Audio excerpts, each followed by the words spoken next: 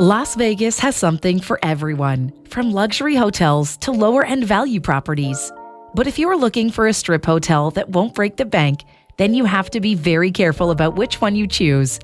Because if you choose the wrong hotel, it can literally ruin your entire trip. To help you avoid this from ever happening, we've compiled a list of the hotels most likely to spoil your Vegas experience, so that you can stay far, far away from all of them. Here are the top 10 worst hotels on the Las Vegas Strip.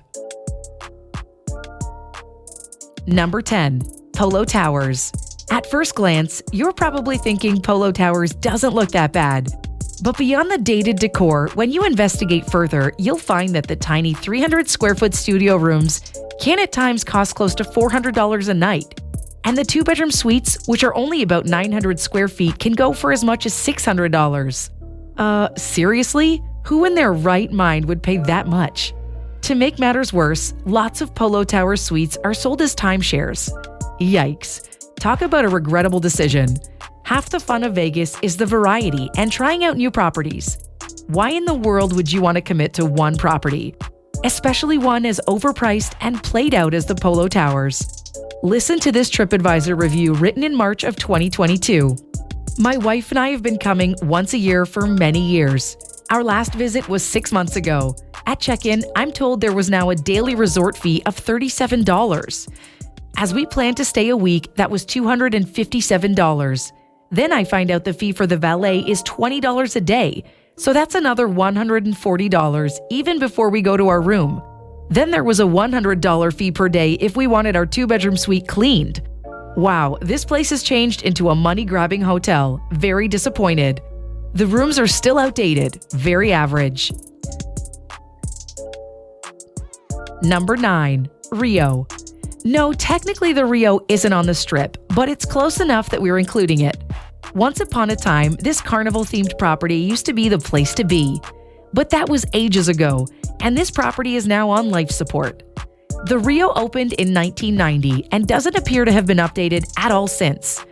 To quote a one-star review from TripAdvisor written on August 17, 2022, the carpeting both inside and outside our room was stained. The furniture was ready to retire, all nicked and scratched. When I took my first shower, I ended up standing in the water that drained painfully slow. Bottom line, we were very disappointed with the hotel. They offered us one free night and we turned it down.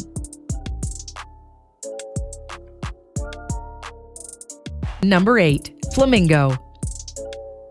Flamingo may be an iconic property on the Las Vegas Strip, but its best days are behind it.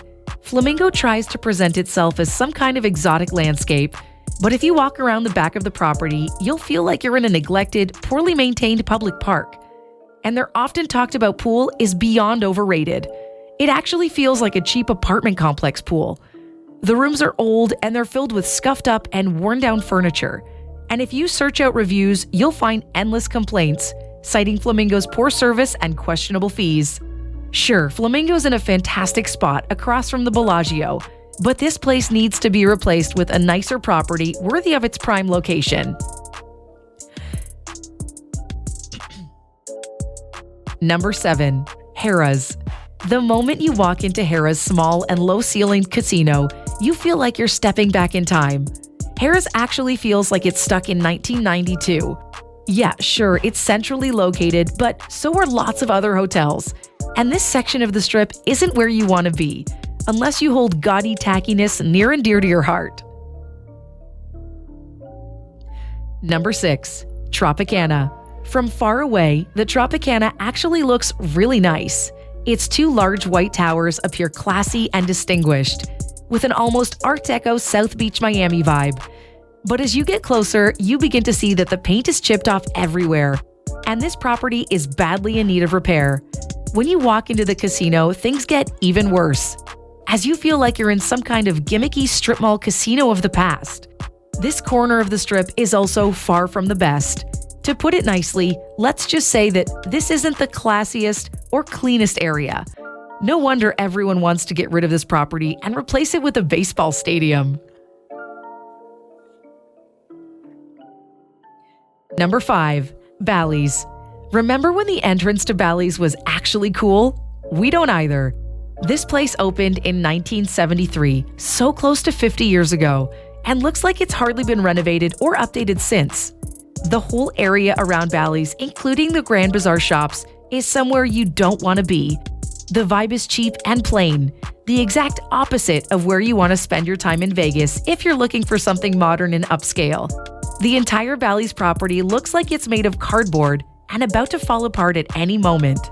Apparently, Bally's was recently purchased by Horseshoe, and they plan to update and renovate the property, but their plans don't seem to include any kind of updating or remodeling of the rooms.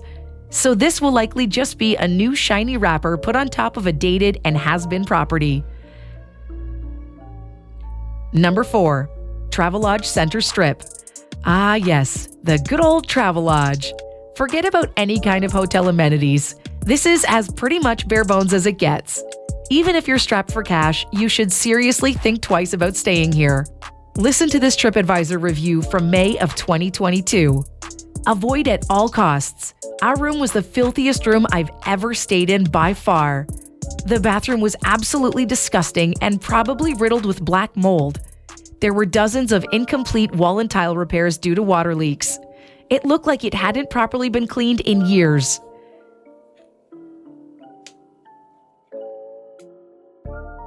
Number 3. OYO. Formerly the Hooters Hotel, there's actually still a Hooters restaurant on site, and the wings from Hooters are hands down the best part about this property. Everything else is a complete disaster.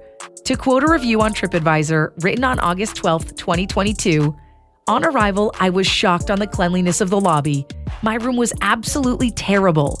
The toilet ran, the air conditioner didn't work, every square inch was dirty and run down. The bathroom counter had big chunks broken out of it, as well as inside the sink. There were cigarette burns all over the counter and bathtub. There was toothpaste all over the shower curtain, and honestly, I was afraid to take my shoes off." Number 2. Travelodge North Strip. The Travelodge is so terrible that we had to also include the one located on the north end of the strip. It's just as bad of a property as the previous one, but set in an even worse location.